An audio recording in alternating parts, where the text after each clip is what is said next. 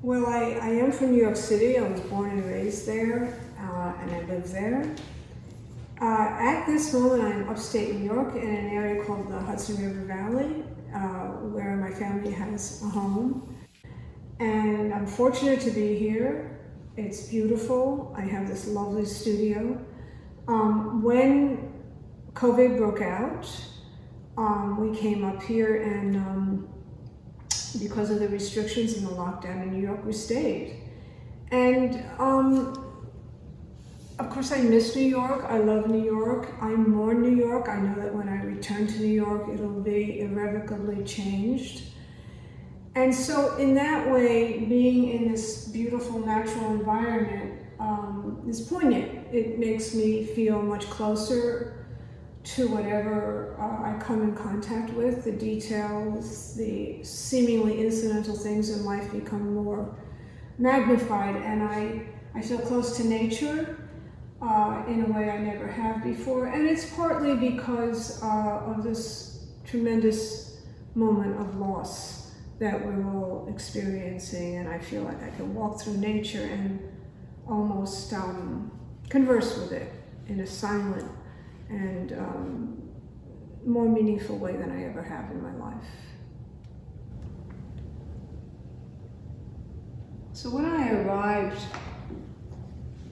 upstate, I began a new series. I call it C19.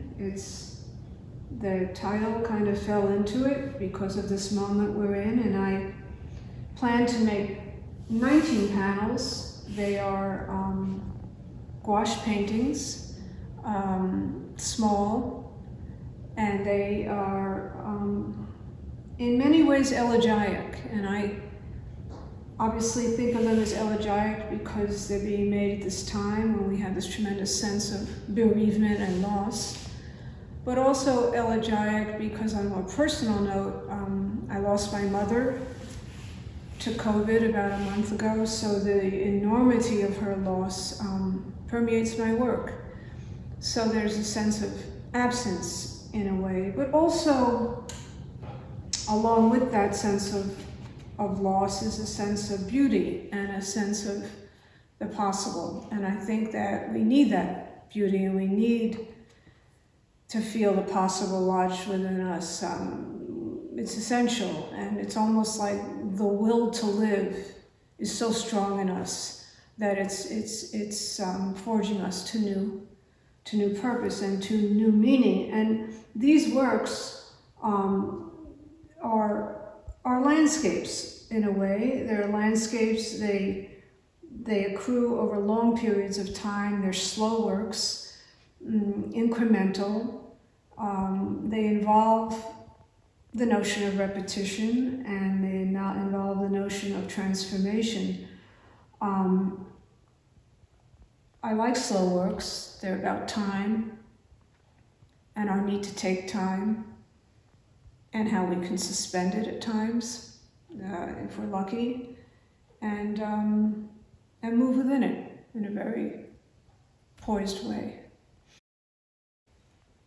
You know, repetition is such an extraordinary idea. It's philosophically very rigorous. Of course, we think about it all the time philosophically, but of course we can never repeat. We can never repeat. It's always that in that kind of sameness, or that effort to move into sameness, there's transformation and there's difference. It's an incredible idea, and I work with it in repetition, but always with the knowledge that it's impossible, and that whatever I'm doing, whatever little mark, for instance, in these C19 drawings will, of necessity, be transformative. And it's that notion of the transformation within repetition that is so enthralling to me. And I think also of composers. You think of Steve Reich, or Philip Glass, and of many, many other composers who compose within the notion of repetition with a kind of reverence for it, but also working on that threshold between the possibility and the impossibility of it. and it's exciting and it's ongoing. Is it meditative? It is meditative. It's the rhythm of repetition is a meditative rhythm. It's pausing and returning and pausing and returning and stepping back and stepping in and pushing against the suddenness or the abruptness of the world at large. So in that way, it is meditative and contemplative, and the two go hand in hand. I also sense, if I'm lucky, that I'm working in a suspended period of time where time doesn't really click off with the same regularity that it normally does. And in that way, it's very meditative for me. It's interesting, my project of doing heads or figures is ongoing. But I am particularly excited when it happens because I wasn't trained as an artist, and I don't have the skill that some people have in making the figure.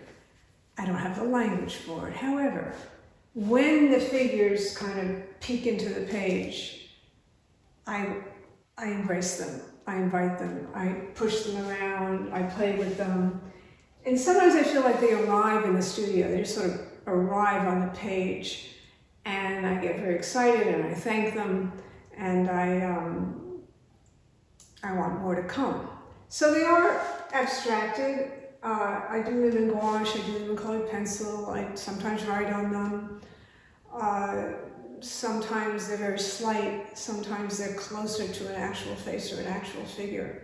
But they're gifts, they really are gifts. They come from somewhere, I have no idea where they come from. They're not premeditative, and that way they're surprises. They really are surprises for me. So, it's similar with tearing pieces of paper and pushing them around and seeing if a figure arrives. And sometimes, if you push the figure one way, it becomes kind of torturous and contorted. And sometimes, if you push it another, it becomes thoughtful. And if you push it still another way, it might become ecstatic. And it's that fortuitous nature of collage that's so brilliant. It's just so powerful, because you never know, in fact, what your figure is going to tell you when it comes, and then how many different personalities it might have until you fix it into one that has meaning, for the moment that you're in. These are fragments, and are not fragments everything that we're composed of. And so, black paper collages tell me something about human capacity.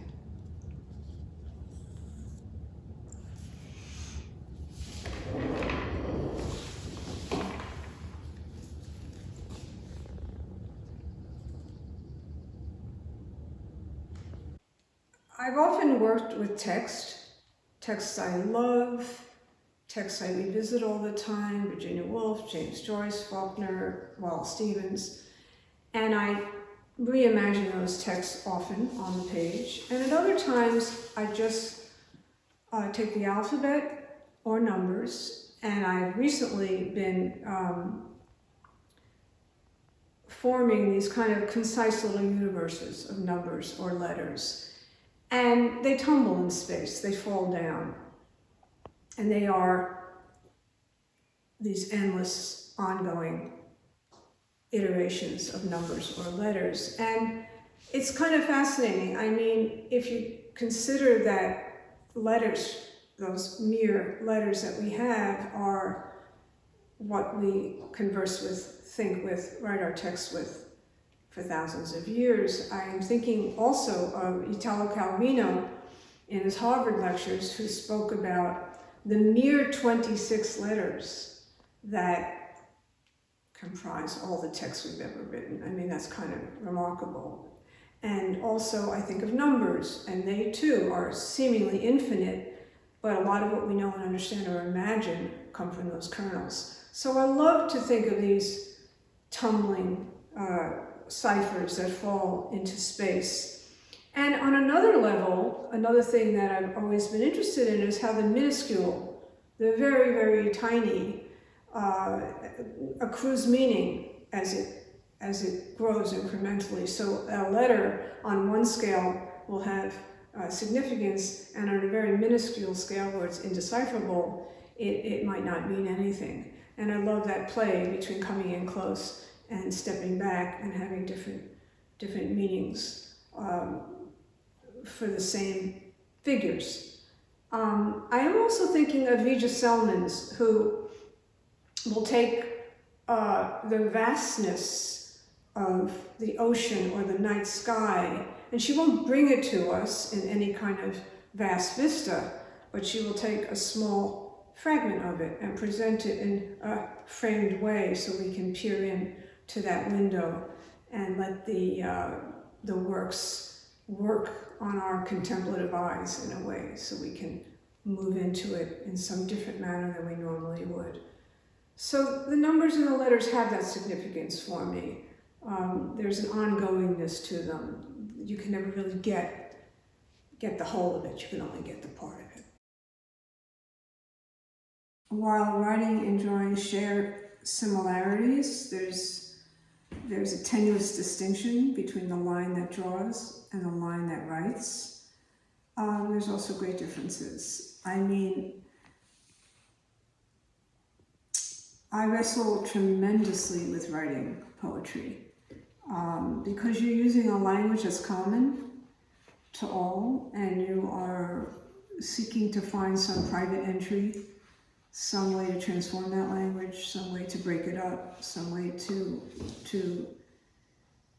find a meaning outside the meaning that it already has in some way. And it's also a very deep probing into the possibilities of language. Writing and drawing, though, are both, in this interesting way, a way of searching for something and then finding it and fixing it, and then searching again and finding it and fixing it and honing it and trying to see what the possibilities and impossibilities are. And they both work on this threshold of fragility, I would say. I think they're very intimate practices, both of them. I think drawing is a very intimate practice, and poetry writing is certainly a very intimate practice. And so that tension that I try to find in all my work between the vulnerable and the resilient, or the absence and the presence, or whatever those dichotomies are, those ambiguities, I should say, is also one that drives both drawing and poetry for me. Come, dear one, come. Be close, be near from far. Time, in the increments of time, suspends. I have found and lost, not entering, not leaving, not here, not there. As if sound, as if rain, tapping the mind, is the chirp of a bird I thought I saw, I thought I heard. Something like this unease we cannot name, as the hawk circles, as we walk the long loop along the long afternoon, the frogs in small clusters dropping their croaks into deep silence, leaning into the reeds, their gold tones like chords play the mind, heaving us into thought. Come, dear one, come. Be close, be near from far, be steady as the tree is steady. Gather back and forth these singular cries to imagine the bird seeing, you're seeing, I seeing. Be close, be near from far. Measure the days, the years, the hours as we were, as we are, as we will be. As the hour is presence, is silence itself, is a mystery tumbling through us here and here and here Be steady as the stranger knocking at the door, steady the voice breaking up, breaking down. Steady the oak to swing as birds to branches, as leaves in flutter, as tongue to page. Come steady us, as something is and will be steady, and begin again. In the reach of language, shaping and unshaping these things that are and are not and are again. The sun behind the gray cloud, just barely, just hardly into the slow season, just barely, just hardly as knowers know. Something, not yet ours, is turning us around and around, as if and as though. Come, dear one, come.